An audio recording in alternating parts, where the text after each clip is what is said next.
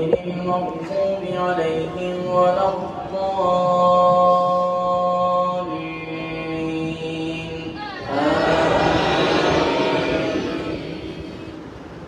يا أيتها النفس المطمئنة ارجعي إلى ربك راضية مرضية فادخلي في عبادي وادخلي جنتي. الله أكبر. اللهم صل على محمد وعلى آل محمد كما صليت على إبراهيم وعلى آل إبراهيم إنك حميد مجيد. اللهم بارك على محمد وعلى آل محمد كما باركت على إبراهيم وعلى آل إبراهيم إنك حميد مجيد. الله أكبر. اللهم اغفر له وارحمه.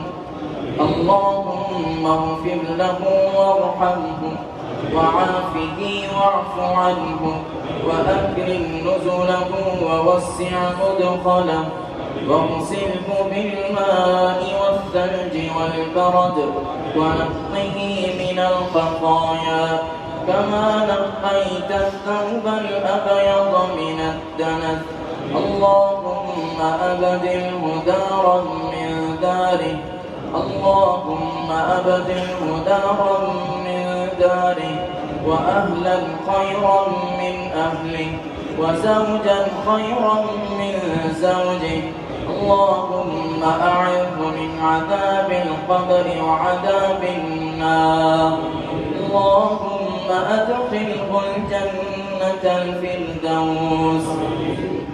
اللهم اغفر لحينا وميتنا وشاهدنا وغائبنا وصغيرنا وكبيرنا وذكرنا وأنثانا. اللهم من أحييته منا فأحيه على الإسلام ومن توفيته منا فتوفه على الإيمان.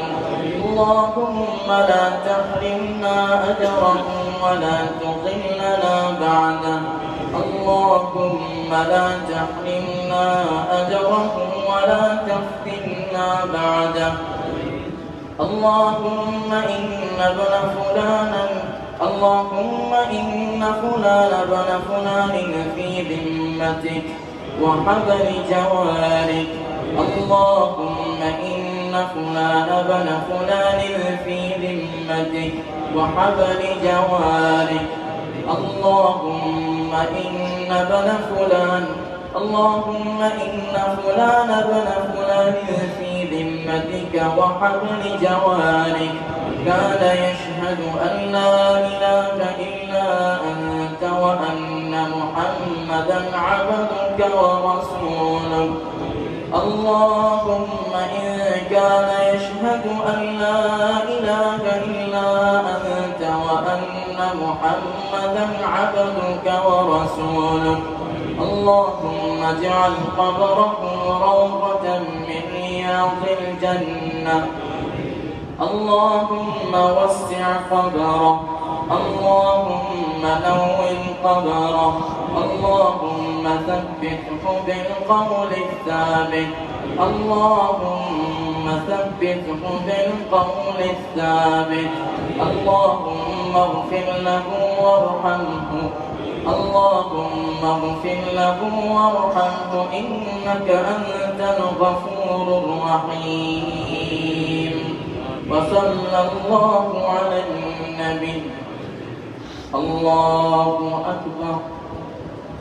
السلام عليكم ورحمة الله. السلام عليكم ورحمة الله.